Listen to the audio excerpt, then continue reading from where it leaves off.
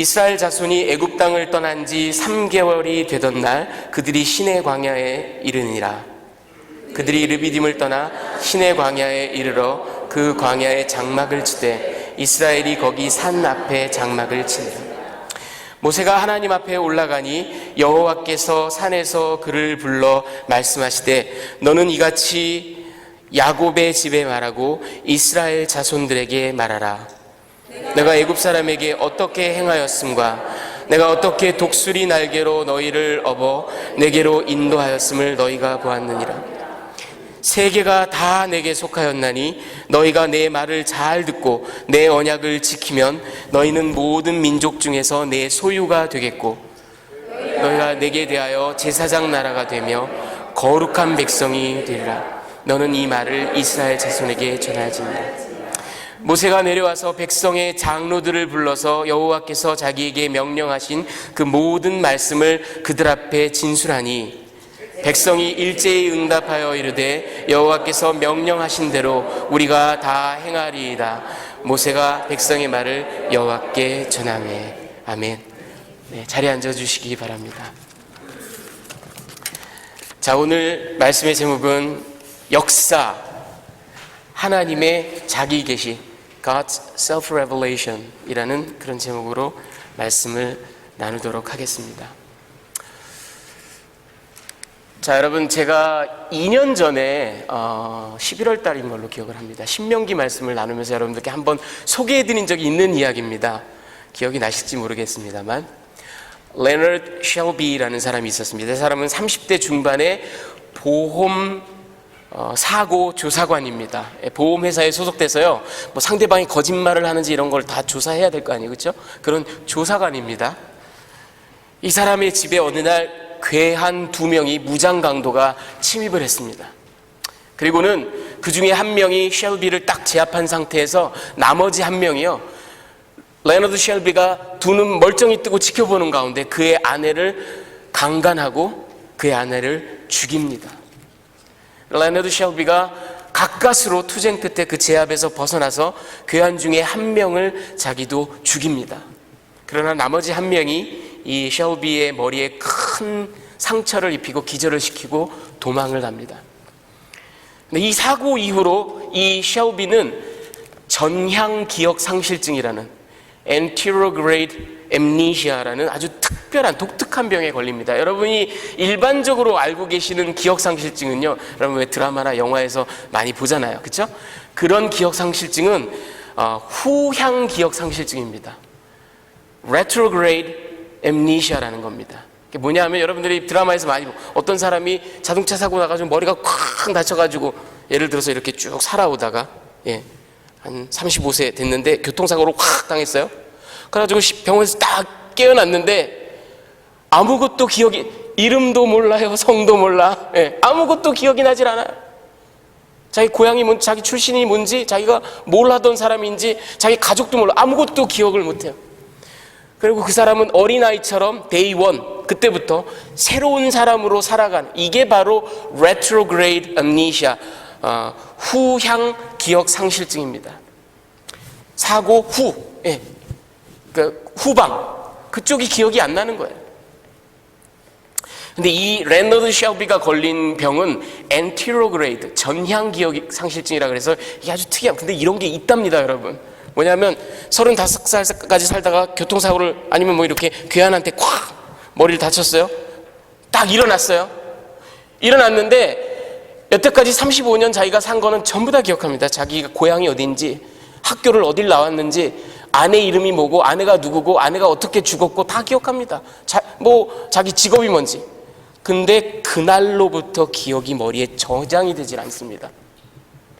매일 아침 자고 일어나면 다음날 내가 전날 뭘 했는지 기억이 나지 않습니다.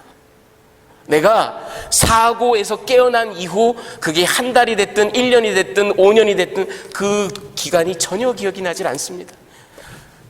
전향으로, 새로운 방향으로 기억이 저장되지 않는 병이 바로 이 전향 기억 상실증입니다. 여러분, 이 사람 레너드 셸비는 2000년에 나온 헐리우드 영화 미멘토라는 영화의 주인공입니다. 그래서 이 사람이 하는 일은 뭐냐면요, 매일 어디에 가거나 누구를 만나면 폴라로이드 사진으로 그 사진을 딱 찍습니다. 그리고는 그 밑에다가 메모를 남깁니다. Don't trust this guy. 이 사람 믿지 마라. She is your friend. 그녀는 너의 친구다. 이렇게 적어놔요. She is gonna help you. 적어놔요. 왜? 다음날 아침에 일어나면 자기는 누구를 만났는지 어디에 갔는지 기억을 못할 거기 때문에 내일의 나에게 보내는 메시지, 메모인 겁니다. 그렇게 이 사람은 살아가요. 그리고는 이 사람이 기억이 새롭게 저장되질 않으니까 하는 방법이 뭐냐면 자기 아내를 죽인 사람을 찾아서 내가 복수를 해야 되겠다. 이 사람이 보험조사관이었잖아요. 사고조사관이었죠. 그러니까 이 사람이 디텍티브 work 일을 했던 사람이에요. 그러니까 그 범인에 대한 조사를 자기가 막 이만한 서류에다가 계속 자필 서류로 만들어 놓은 겁니다. 그리고 그것만, 그러니까 매일 아침 일어나면 그걸 읽겠죠. 자기가 여태까지 해온 조사니까. 그리고 그것만으로도 부족해서 내가 지금 누구를 쫓고 있다, 누가 범인이다, 지금 어떤 수사를 하고 있다, 이런 거를 자기 몸에다가 문신으로 지워지지 않게 새깁니다. 그렇게 해서 복수를 하기 위해서 살아가는 사람이 바로 이 레너드 쉘비라는 사람입니다. 여러분, 그런데 이 이야기가 굉장히 복잡해요. 여러분 가운데 혹시 그 영화는 모름지기 재밌어야 된다, 아무 생각 없이 그냥 깨부시고 그냥 신나게 웃고 그래야 된다, 절대로 이 영화를 보시면 안 됩니다. 그럼 막 화가 나실 겁니다. 예. 이게 뭐야 뭐 이런. 예. 그리고 뭐 헐리우드 스타일의 그 리뎀션, 권선징악, 해피엔딩 이런 걸 기대하시는 분들 절대로 이 영화 보시면 안 됩니다. 이 영화는 나는 영화 보고 뭔가 생각을 깊이 하고 싶다, 아니면 사람들하고 만나서 그 영화에 대해서 막 2시간 동안 막 얘기하고 싶다, 이런 분들은 보셔도 돼요. 여기가 굉장히 복잡한데 두 개의 스토리가 동시에 진행이 됩니다. 하나는 칼라로 나오고 하나는 흑백으로 나와요. 그것만으로도 정신이 산란한데 그 중에 한 스토리는 시간의 순서대로 순행해서 진행이 되고요, 그 중에 한 스토리는 시간을 역행해서 역으로 진행이 됩니다. 그러다가 영화 말미에 이 두 스토리가 딱 가운데서 만나요. 그리고는 해결이 돼요. 근데 한 서너 번 보지 않으면 해결이 안 됩니다. 굉장히 정신산란한 영화예요.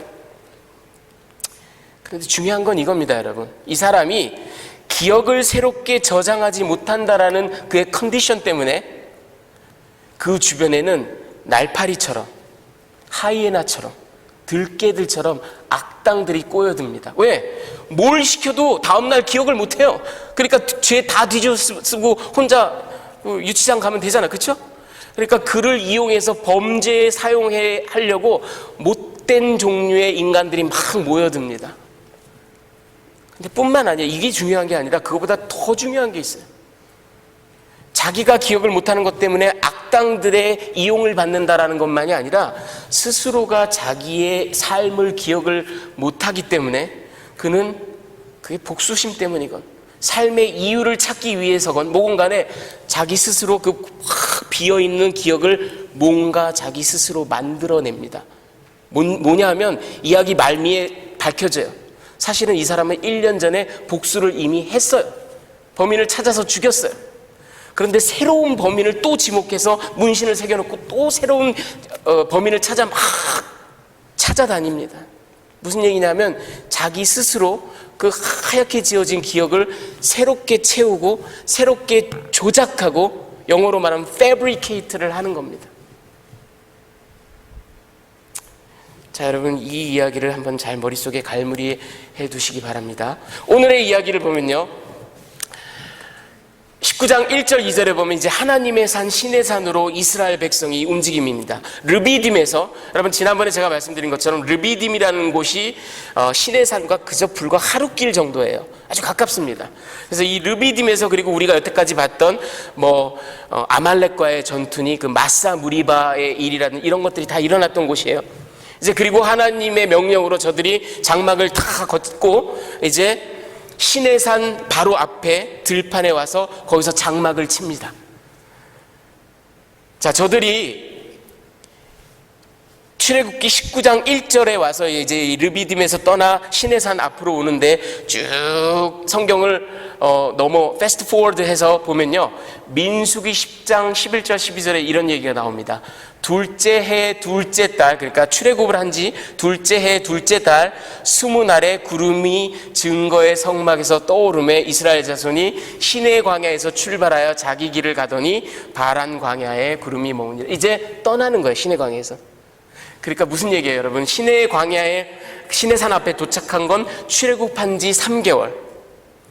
그 시내산에서 이제 바란 광야로 떠난 건 출애굽한 지 14개월입니다. 그러니까 무려 11개월, 거의 1년 가까이를 이 시내산에서 이제 시간을 보냅니다. 그리고 성경에서는요, 출애굽기 19장부터 40장 끝장까지, 그리고 레위기 1장부터 27장까지, 그리고 민수기 1장부터 10장까지 무려 59장을 이 시내산에서 있었던 일만을 쫙 적습니다. 자, 그리고 이제 저들이 시내산에 도착을 했는데 3절부터 6절까지 내용을 보면 하나님께서 모세만을 산으로 불러 올리십니다. 그리고 하나님과 이제 독대를 합니다. 모세가 하나님께서 십계명을 주시기 전에, 율법을 수여하시기 전에 일종의 서론을 말씀하시는 거예요. 프리엠블, 서론입니다. 그 내용에 어떤 내용이 있냐면, 내가 너희에게 어떻게 행했는지를, 애굽에 어떤 일을 행했는지, 너희를 어떻게 독수리 어미가 그 새끼를 업어 나르는 것처럼 너희를 여기로 이끌어 왔는지를 너희가 다 보았고 너희가 안다, 이런 말씀을 하시고요. 두 번째는 세상이 다 내게 속했는데 너희가 내 말을 잘 듣고 내 언약을 지킨다면, 세 번째, 너희를 내 특별한 소유로, my treasured possession, 내 특별한 소유로, 그리고 제사장 나라로, a kingdom of priests, 그리고 거룩한 백성으로, a holy nation으로 너희를 삼겠다, 이런 말씀을 하십니다. 여러분, 여기서 근데 한 가지 우리가 주의해야 될 것은, 너희가 내 약속을 잘 지키면, 내 언약을 잘 지키면, 율법을 잘 지키면 내가 너희를 선택하겠다가 아니에요. 여러분, 출애굽기에서 하나님의 선택, election, 하나님의 구원은 결정된 바가 없습니다. 그거는 이미 done deal이에요. 이미 끝난 일이에요. 하나님께서는, 지금 출애굽기의 핵심은 뭐냐면, 하나님께서 아브라함과 이삭과 야곱에게 맺으신 언약을 하나님이 실행하시는 겁니다. 저 이스라엘 백성은 그 patriarchs, 조상들에게 맺었던 언약으로 인해서 일방적으로, 무조건적으로 선택받은 백성이에요. 구원은 그냥 무조건 주어진 겁니다. 여기서 너희가 내 말을 잘 지키면, 내 언약을 잘 지키면, 이 얘기는 그거 하는 거 봐서 뭐 떨어뜨리겠다, 붙이겠다, 이 얘기가 아니에요. 하나님, 너희가 선택받고 구원받은 백성이라면 그에 걸맞게 살아야 한다라는 것이 하나님의 뜻입니다. 그런 말씀을 하고 계시는 거예요. 자, 그리고 이제 세 번째로 7절부터 8절까지는 어떤 내용이 나오면, 이제 모세가 산 아래로 내려갑니다. 그리고 백성의 장로들을 모아요. 그리고 백성의 장로들에게 하나님께서 하신 이 서론, 인트로덕션, 서론을 쭉 얘기하죠. 그랬더니 장로들이 백성들에게 전했겠죠. 그리고 백성들이 다시 모세에게 전했을 겁니다. 그들의 대답은, 여호와께서 명령하신 대로 우리가 다 행하겠습니다. 모세가 그래서 오늘 우리가 읽은 8절 마지막에 보면, 하나님께로 다시 올라가서 백성들이 이렇게 서약했나이다, 하나님의 명령을 준행하겠습니다, 이렇게 한 목소리로 모두가 이야기했습니다 라고 이렇게 하나님께 전하면서 오늘 이야기가 끝이 납니다.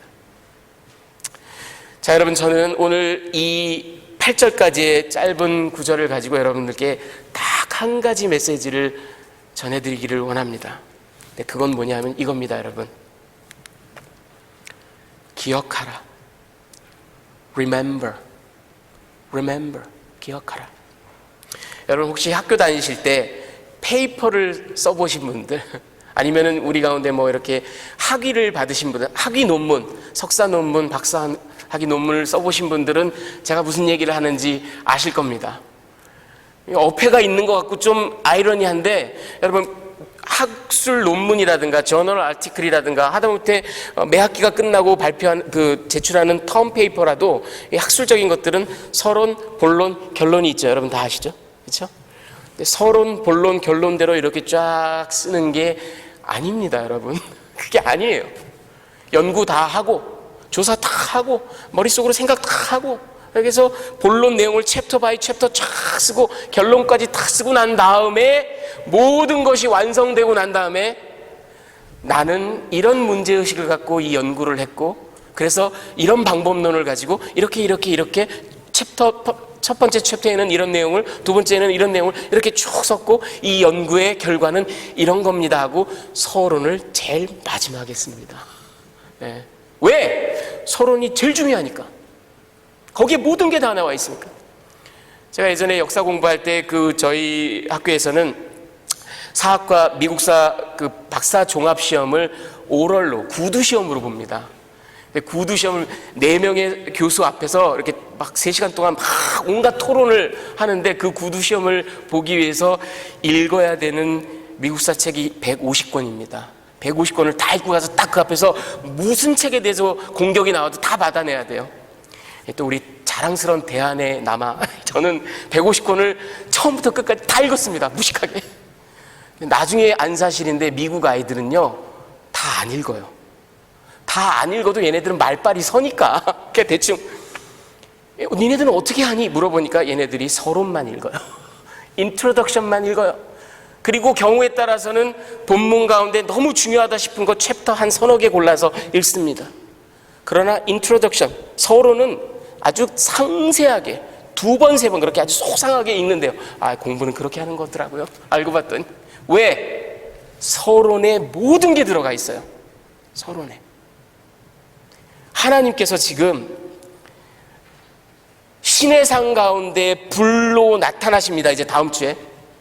아주 인류 역사상 2번 다시 없을 이야기. 제가 보기에 우리 인류의 역사상 예수 그리스도의 성육신, 인카네이션을 제외하고는 가장 위대한 사건, 신의 산에 하나님이 불 가운데 나타나셔서 백성들에게 직접 하나님의 음성으로 하나님의 율법을 전해주시는 이 기가 막힐 이야기, 그 이야기를 하시기 전에 하나님이 오늘 서론을 쓰고 계시는 겁니다. 모세를 불러서. 근데 그 서론의 내용을 여러분 보십시오. 4절 우리 같이 한번 읽어보겠습니다. 시작. 내가 애굽 사람에게 어떻게 행하였음과 내가 어떻게 독수리 날개로 너희를 업어 내게로 인도하였음을 너희가 보았느니라. 여러분, 이 4절이 하나님께서 모세를 불러서 처음으로 말씀하신 포문을 여는 말씀이에요. 서론 중에서도 제일 첫 번째 문장이에요. 근데 저 내용이 무슨 내용이겠습니까? 저 내용은 이런 내용이에요, 여러분. 내가 너희에게 무슨 일을 행하였는지를 기억해라. 절대로 잊지 말아라. 이것을 기억해야만 너희가 나의 백성이고 너희가 나의 소유다. Remember, 기억하라. 지금 어떤 일을 하였는지, 내가 애굽 사람들에게는 어떤 일을 하였는지, 너희에게는 어떤 일을 하였는지 기억하라라고 말씀하세요.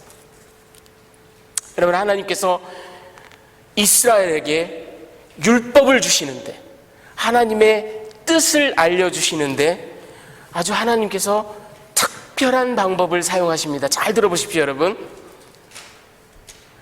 하나님께서 이스라엘에게 율법을 주시는, 이 율법이라는 건 하나님의 뜻이에요.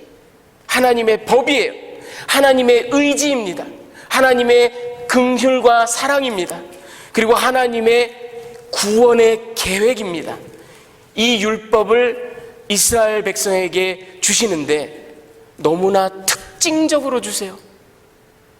우리의 상상을 초월하는 방법으로 주세요. 하나님께서는 그분의 뜻과 의지를, 구원의 계획을, 사랑을 어떻게 주시냐 하면 이스라엘의 삶의 이야기, 이스라엘의 역사, 내러티브, 그 스토리에 이것을 이렇게 interweave 한다 그러죠. intertwine 한다 그러죠.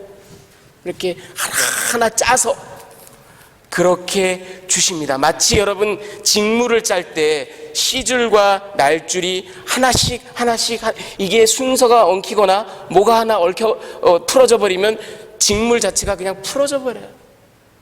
직물이 옷감이 되려면, 패브릭으로 나오려면 씨줄과 날줄이 하나씩 이 방직이 돼야 돼요.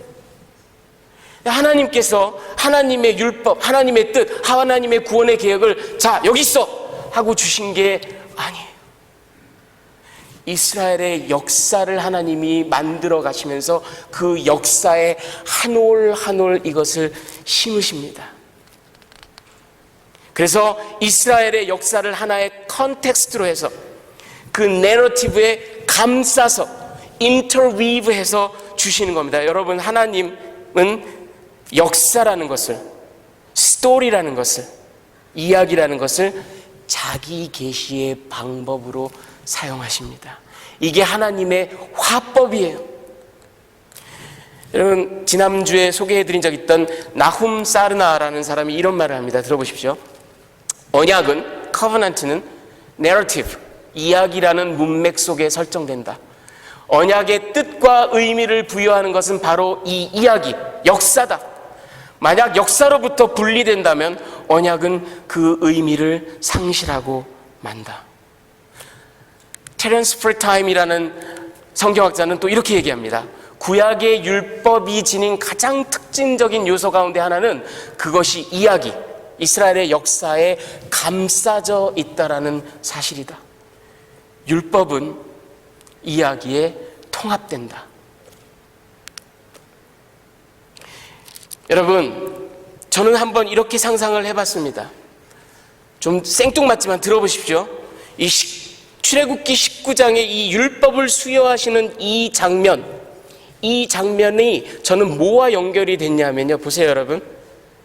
아담과 하와가 불순종했습니다. 죄를 지었습니다. 그래서 에덴 동산에서 쫓겨나죠. 에덴 동산에서 쫓겨나는 아담과 하와를 하나님께서 딱 불러 세우셔서 잠깐 얘들아 잠깐. 그런데 말이지, 난 그래도 너희를 사랑한단다. 난 그래도 너희를 용납한단다. 그리고 난 너희를 종래에는 궁극적으로 구속하고 회복시킬 것이다 라는 말씀을 우리가 생각하기에는 여러분 다 붙잡아 놓고 하면 좋잖아요. 그렇죠? 제가 예전에 후배 한 명이 결혼을 해서 왔는데 그 후배가 결혼한 이제 재수 씨, 그러니까 와이프 되는 사람이 한국에서 초등학교 교사를 했던 자매예요. 뭐 이렇게 얘기를 하다가 선배님, 초등학교 선생님이 이제 자기가 체육 시간에는 체육할 때 교수법이 뭔지 아세요? 교수법이 뭔데요? 물어봤더니 안하공 교수법이라고 들어보셨어요?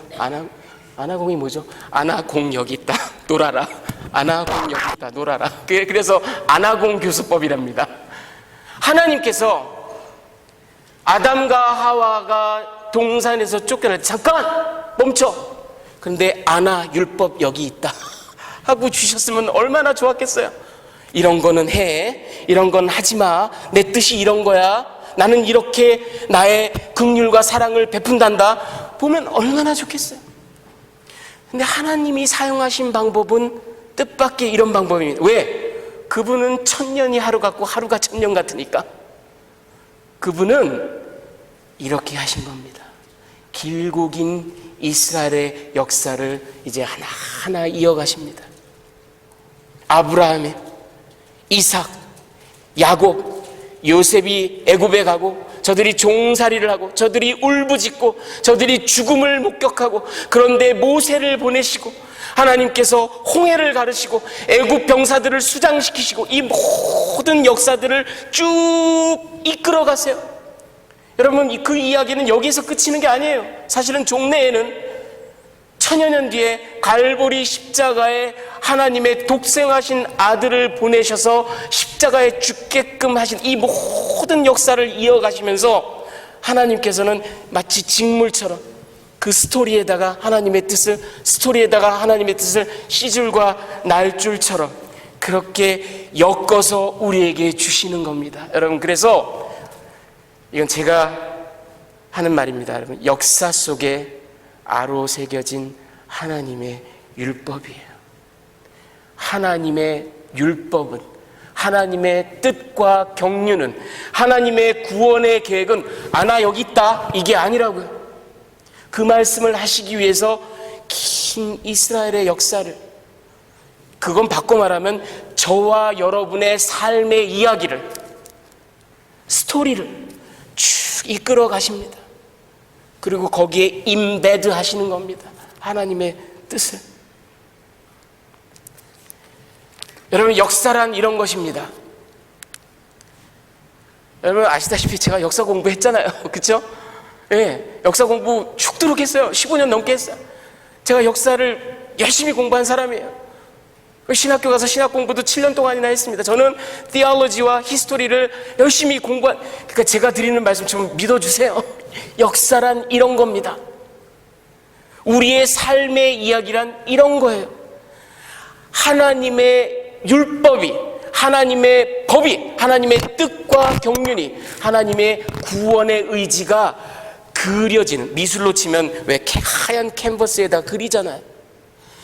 하나님의 뜻이 드러나는, 한 올 한 올 임베드 되는 그 컨텍스트, 그것이 바로 역사이고 그것이 바로 저와 여러분의 삶의 이야기, 스토리입니다. 그러므로 역사를 기억하는 것이 하나님을 영화롭게 하는데, 그분의 법을 따르고 순종하는데 제1요소입니다. 여러분, 다시 아까 제가 서두했던 미멘토, 레너드 쉘비 얘기를 잠깐 해드릴게요. 이게 복잡한 얘기인데 이 이야기의 핵심은 결국은 이겁니다. 기억이라는 것이 인간을 인간답게 만드는 가장 중요한 요소다라는 거예요. 기억하지 못하면 우리는 인간이 아니라는 거예요. 기억하지 못하면 우리는 짐승처럼 살아간다라는 거예요. 뿐만 아니라 이 영화에 아주 중요한 레슨이 또 하나 있습니다. 단순히 기억이 이만큼 중요해가 아니에요. 저는 이 스토리에서 이 이야기를 보면서 정말 무릎을 탁 쳤어요. 이 영화를 제작한 사람이 크리스찬은 아니겠지만 너무나 성경적인 가르침과 딱 맞아 떨어져요. 뭐냐면 이 스토리에서, 여러분, 메멘토라는 스토리에서 기억이 중요하다는 것과 또 하나의 교훈은 뭐냐면 이 기억이 근데 배틀 존이라는 거예요. 전쟁터라는 거예요. 그 기억을 점유하기 위해서, 그 기억을 탈환하기 위해서, 그 기억을 이용하기 위해서, 그 기억을 때로는 장식하기 위해서, 디스포트, 왜곡하기 위해서, 또는 꾸미기 위해서 사람들은 죽어라고 싸운다라는 거예요. 보세요. 레너드 쉘비의 없는 기억을 이용해서 나쁜 사람들이 막 그 기억을 점유하려고 난리들을 치잖아요. 심지어는 레너드 쉘비조차도 자기가 살아가기 위해서, 삶의 이유를 찾기 위해서 없던 기억을 막 만들어냅니다. 그래서 영화 말미에 보면 이미 1년 전에 복수를 끝냈는데 자꾸 자기를 쫓아다니는 테디라는 친구가 있어요. 저놈이 범인이야. 자기 몸에 테디가 범인이야. 이렇게 문신을 새기면서 끝나요. 기억은 배틀 프론트입니다. 기억은 전쟁터예요. 이게 왜 성경적인 가르침과 맞냐? 여러분 잘 생각해 보십시오. 아담과 하와가 범죄하고 우리가 동산에서 쫓겨났을 때 이 세상의 많은 사람들은, 하나님을 알지 못하는 사람들은 결국은 기억 상실증에 걸린 겁니다. 누가 나의 창조주인지, 내가 그분께 어떻게 예배해야 되는지 도무지 기억이 없어요. 그러니 그 하얗게 백지창처럼 된 그 기억을 두고 사단이 무슨 배틀을 걸어와요? 에이, 신이 어딨어? 에이, 설령 신이 있다고 치더라도 그 신이 너를 사랑하는 거 맞아? 너 같은 녀석을, 너같이 형편없는 놈을 사랑하겠어? 그럴 리가 없어. 우리의 기억을 갖고 농간을 부리는 게 사단이 하는 일이에요. 여러분, 하나님께서 오늘 율법을 수여하시면서 제일 먼저 모세에게 서론으로, 가장 중요한 인트로덕션으로 기억하라. 여러분, 히브리인들은요, 히브리인들은 동서고금을 막론하고 이 세상의 모든 사람들과는 너무나 다른 사고방식이 한 가지가 있습니다. 제가 이걸 신학교 때 공부하다가 배우면서 정말 세상에나 깜짝 놀란 그런 부분이에요.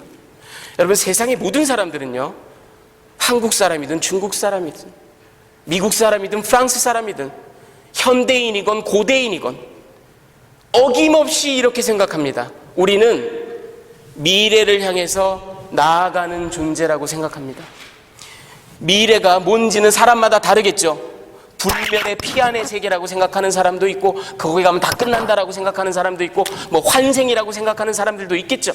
어쨌든 그 미래를 향해서 우리는 이렇게 지나온 과거를 뒤로 하면서, 그렇죠? 뭘 보면 알 수 있어요? 우리의 언어 습관에, 영미인들의, 세계 사람들의 언어 습관에. 제가 그렇게 얘기하죠.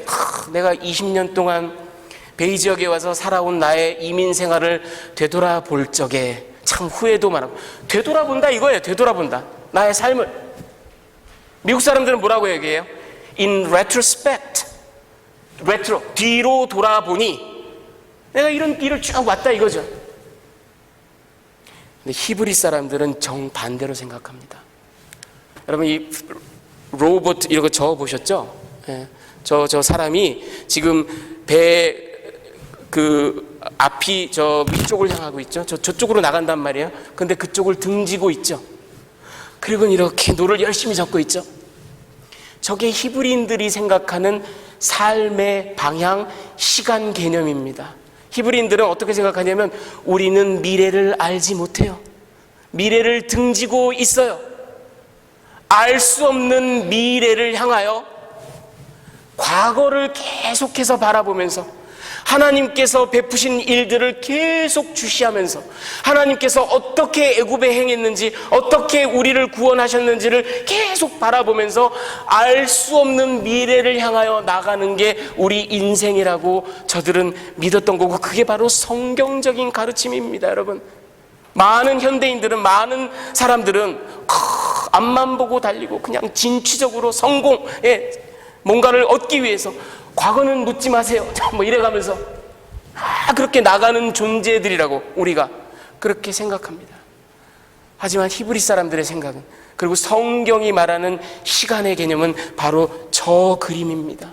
알 수 없는 미래를 향하여 신실하신 하나님이 하신 일들을 계속 바라보면서 가는 겁니다. 여러분, 끝으로 제가 짧은 글을 하나 소개해드리고 이야기를 맺도록 하겠습니다. 2006년에 베키 저비라는 여인이 글로 남긴 결혼이란 글을 썼습니다. 여기에 보면 자기 남편이 로저 저비라는 사람이 있는데, 이 사람이 나이가 그렇게 많지도 않았는데 알츠하이머 병에 걸렸습니다. 알츠하이머 병에 걸려서 기억이 이제 점점 없어져 가요. 하루는 특별히 이 기억을 도통하지 못하고 막 아내 얼굴도 구분 못하고 막 이런 일종의 발작처럼 그런 게 확 찾아왔던 거예요. 그래서 몇 시간 동안 너무나 큰 고통을 겪고 나서 이제 다시 좀 잠잠해졌을 때 이 로저가 아내에게 글을 씁니다. 편지를 씁니다. 제가 읽어드리겠습니다. 한번 들어보십시오. 여보, 난 오늘 정말 두려웠어. 내가 당신과 함께 나눴던 모든 삶에 대한 기억이 이제 정말 사라져 가는구려. 당신과 우리 아이들에 대한 기억이 내게서 없어지겠지. 당신이 내 곁에 있고 사랑해 주는데도 난 당신을 잊어버리겠지. 당신을 떠나기가 정말 싫소. 당신과 함께 따뜻한 기억을 품고 함께 늙어가고 싶은데 이렇게 서서히 그리고 고통스럽게 당신을 떠나가야만 하는 나를 부디 용서해 주기 바라오. 근데 이 글에 대해서 아내가 그 저널의 옆에다가 아내가 또 편지를 씁니다. 들어보십시오. 내 사랑하는 남편에게, 난 변함없이 당신을 사랑하고 돌볼 겁니다. 당신이 나와 우리의 삶을 기억해서가 아니라 내가 당신을 기억하기 때문에. 난 내게 청혼하며 날 사랑한다고 고백했던 그 남자를 기억합니다. 난 우리 아이들이 태어났을 때 당신의 얼굴 표정을 기억합니다. 난 당신이 어떤 아빠였는지를 기억하며 가족에게 어떤 사람이었는지를 기억합니다. 함께 자전거 타고 등산하고 책을 읽던 그 남자, 슬픈 영화를 보며 눈물 흘리던 그 남자, 때때로 재치 있는 말을 던지던 그 남자, 그리고 무엇보다도 기도할 때 내 손을 꼭 잡아주던 그 남자를 기억합니다. 난 당신을 끝까지 돌볼 수 있는 이 기쁨, 의무, 헌신, 그리고 기회를 소중히 여긴답니다. 왜냐하면 내가 당신을 기억하니까. 여러분, 아내와 남편이 한낱 인간이 서로의 깊은 사랑을 나누며 그 충실함을, 신실함을 끝까지 유지하는 데에도 Because I remember you, 기억이 이토록 소중합니다. 하물며 우리의 창조주 되시는 하나님, 우리를 구속하신 하나님, 더군다나 독생하신 아들을 죽여서까지 우리를 구속하신 그 하나님의 놀라운 사랑 앞에 우리가 기억하지 못한다면 우리는 결코 하나님 앞에 신실할 수 없습니다. 여러분, 우리를 하나님의 백성답게 만드는 것은, 우리를 하나님 앞에 신실하게 만드는 것은, 우리를 그리고 하나님의 뜻에 순종하게 만드는 것은 바로 이 기억입니다. 여러분은 무엇을 기억하십니까? 하나님이 보여주신 놀라운 구원을, 섬세하게 여러분을 돌보신 그 사랑을, 고통과 고난 속에서도 여러분의 손을 놓지 않으셨던 그 자비로운 손길을, 그리고 독수리가 그 새끼를 업어서 나르듯이 고통 속에 있던 여러분을 업어서 안전지대로 이끄셨던 그 능력의 팔을 여러분 반드시 기억하시기 바랍니다. 지난주에 침례를 받으셨던 귀한 우리 4명의 형제 자매님들, 그가 이루신 일을, 그가 여러분에게 베푸신 구원의 역사를, 그리고 여러분이 입술을 열어 고백한 이 놀라운 간증을 꼭 기억하시기 바랍니다. 예담 공동체에 계신 여러분들께도 말씀드립니다. 하나님께서 우리 공동체에게 어떤 은혜를 베푸셨는지, 어떻게 우리를 업어 나르셨는지, 지금도 어떻게 역사하고 계시는지 꼭 기억하시기 바랍니다. 여러분, 세상은 너무나 인스턴트 시대, 좋으면 너무너무 좋아, 아주 좋아, 싫으면 극도로 혐오해, 싫어, 막 이렇게 얘기하고 돌아서면 다 잊어버리고 그런 세상이 됐어요. 여러분, 영성은 방언을 하는 게 영성이 아니고, 많은 일들을 하는 게 영성이 아니고, 1년이면 3번, 4번씩 선교지에 나가는 게 영성이 아니에요. 영성은 진득한 게 영성입니다. 하나님의 사랑을 기억하는 것, 그리고 고백하는 것, 그리고 자기가 고백한 대로 끝까지 신실하게 버티는 것, 그것이 영성입니다. 여러분, 이 삶의 스토리에 한 올 한 올 새겨주시는 하나님의 율법, 하나님의 뜻을, 하나님의 사랑을 마음에 새기고 날마다 노래하고 This is my story, This is my song, 날마다 간증하고 날마다 증거하시고 자랑하시고 무엇보다도 날마다 기억하시는 그런 여러분 되시기를 주님의 귀하신 이름으로 축원합니다.